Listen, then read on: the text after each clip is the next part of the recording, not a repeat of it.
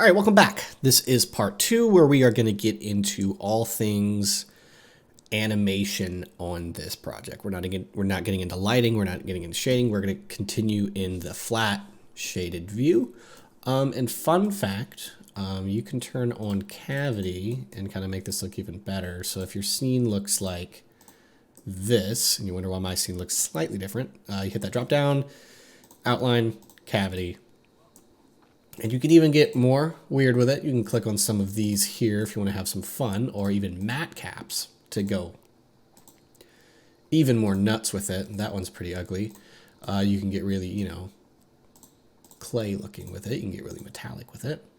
So, that's pretty easy on the eyes, but hard to look at. So, you can have some fun if you want, and that's a tangent, but fun fact if you didn't know about those. Right, so let's get into the animation of this. And so what my goal is to not have the camera like typically where the camera's just going straight down. I actually want the camera down here so you can get, a nice perspective on this whole scene. The camera is going to be a little bit random, so it's going to be kind of rotation. We're going to have some noise on the rotation to look like it's kind of a bumpy road, kind of going around.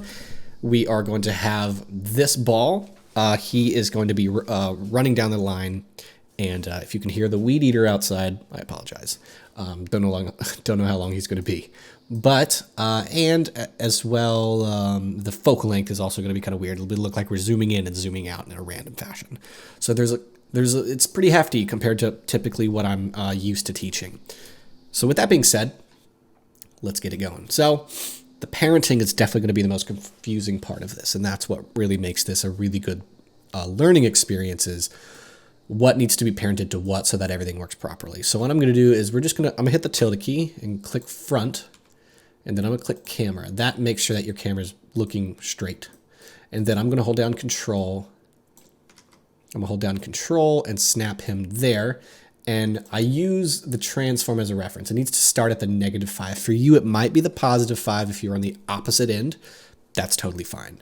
But see, I'm on the -5, and that's where things need to be because this is going to be a looping animation. So what I'm going to do is I'm just going to hit 0 to go to the camera view, or you can hit this button here if you're on a laptop or something. And then I'm going to bring it up, bring it over here, bring it down. Let's see what my focal length was on my original animation. So I'll click on my camera here. Looks like it doesn't matter, but looks like we'll start at maybe 30 and then bring our object back. So he needs to come over here, maybe like right here. And then I'm gonna click on the camera, and I'm gonna hit R twice, just click, and then we can just really just kind of eyeball his placement. And then I forgot right here, I'm gonna click on this object, go to the modifiers, and we're gonna go ahead and bevel that. Control A, apply scale, and then bring that bevel down. Right click, shade smooth. All right, so that was throwing me off. Okay, so now we have this set up. So let's go ahead and make sure that our camera is gonna loop correctly. I'm gonna keep it at 250 frames, and it's very important, go to your edit, preferences, click on the animation tab, and make sure that this is set to linear. And then here on my camera, I'm going to go over here and hit the backspace to frame 0. That's going to prevent us from having a duplicate frame on frame 1 and frame 250. So you can see here it says -5, and then if I go back to my animation, it's on my other screen so you can't see it. But I'm just going to reference, make sure we don't make any mistakes. We are stopping at the +15. Which means that we are probably going to go straight through this instance and all the way to the end of this instance here. And so I just hit the 0 key to go back to my camera view. So click on the camera in the outliner, see where it says -5. We're going to go all the way to the end and type in 15. And you'll know it works because it'll look the same except for a ball in the middle. So if I press play now, we have going through the entire scene, and it looks really, really awesome. All right, so now we need to get this ball to be also going down the line, and it's also going to be rotating. So we're going to get it to rotate like that. But here's the problem. Typically, I could just parent it to the camera and then just make the rotation look like it's rolling, but this camera is going to have some camera shake. And what's going to happen is if the ball is parented to the camera shake, this ball will be doing this with the camera, and that is going to be a big problem. So we essentially need to have this ball go by itself, detached from the camera. But in order to get the math right, he's not right because his position is negative 3.38, whatever. And so, yeah, you can technically do some math and say, well, just add 5 or whatever you want to do. But I'm not a very mathematical person, but I do know that if I get an empty and I parent this ball to that empty and treat it as if it kind of is the camera and then run it down the line, then that's going to be running independently of the camera so that the camera can have camera shake and the ball will still be working perfectly. So that's what we're going to do. So I'm going to click on the empty, get a plane axis, and then right up here, I'm going to hold down Control and bring him to the edge. And as our reference, you can see -5. He is in the right position. And then I'm just going to go ahead and click on the ball, and then click on our brand new empty by holding down Shift and clicking on that. Control P brings you to the parent menu and click Object. And if we could see that right, if we hit R, okay, he's working well.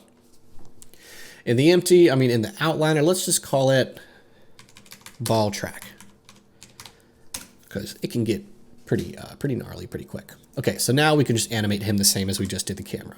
So click on ball track, or whatever you wanted to call it. Click on the keyframe, go to the very end, and type in 1.5. Enter. And then if I go to my camera icon, you could see now the ball is tracking the same exact way as the camera. And then now let's go ahead and get the ball to also animate properly. And we're going to animate the rotation, and I believe we need to go to 1800. And what that means is, I believe, so right here, this guy here, and he needs to rotate this way, which is a negative value. And so click here. And then what's fun is, let's see, is it proper? Let's see. So -360, because it needs to be 360, because this all needs to be a loop. So everything needs to start and stop the same way. So we're going to be under the values of a 360-degree rotation. And then we're going to do asterisk, which is your times. So it's going to be 360 times 4. So that's 1440. So we need to do 360, -360 times 5. Okay, that's 1800. So this ball is going to rotate 5 times. And now he is working properly. Going down the scene, going down the line, actually doing something really cool and really nice. And then as you can see, it's a seamless animation because the ball and the camera and everything is correct. Now let's do our camera shake.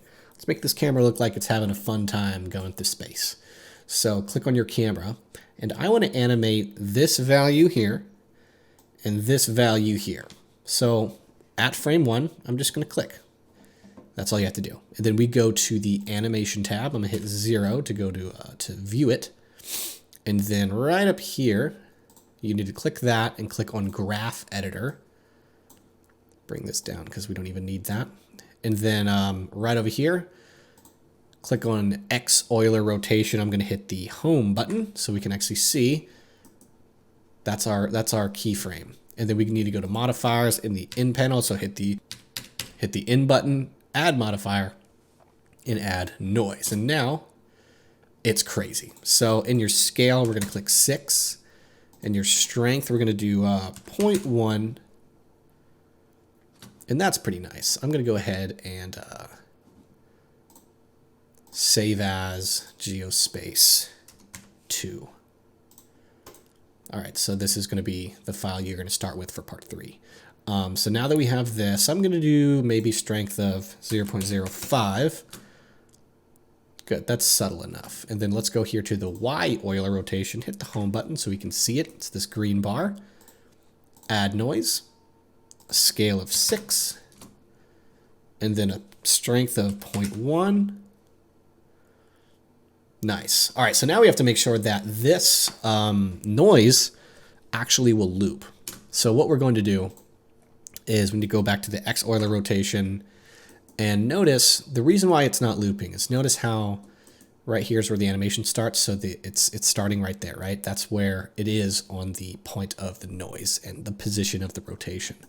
But if we go to the end, this one starts way down here. So it's literally jumping from down here. So 97.5, that's kind of where it's starting. And then when it starts the animation back over, it's 98.0, right? A little bit under. So it's ending there. So it's starting here and ending there. So it's going to jump up. How do we fix that? Well, the key to a looping animation, it needs to start and stop the exact same way, or perceivably the same way.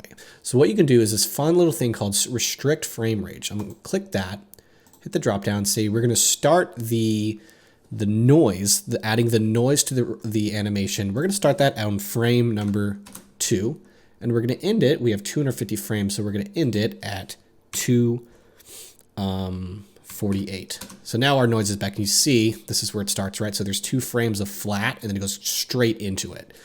And now we have the blend in, blend out. And so you can blend it in. So it's going to blend in straight into that. And so we're just going to blend it in just kind of visually. And now it's going to go into that very easily. And then we're going to go to the end here and blend out really nicely. And we're going to do the same thing here. So what was that? 18 and 8. All right.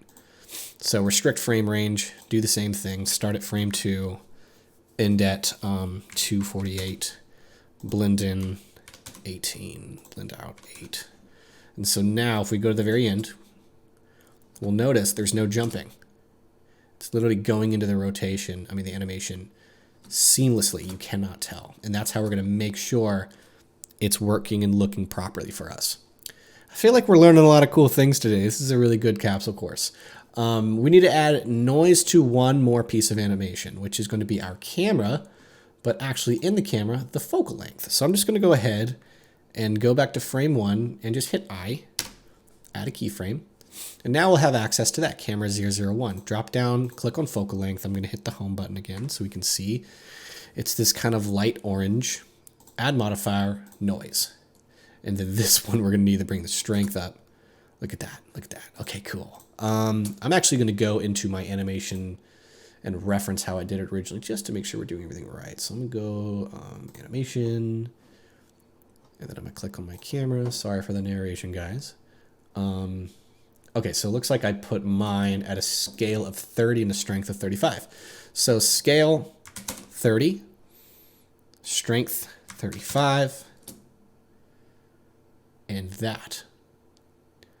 that's a cool animation. And say, hey, if you don't like exactly what it's doing, you can play with your phase, and it's almost like a seed value. And then you can also add some depth. So it makes it much more jagged. It's almost like adding detail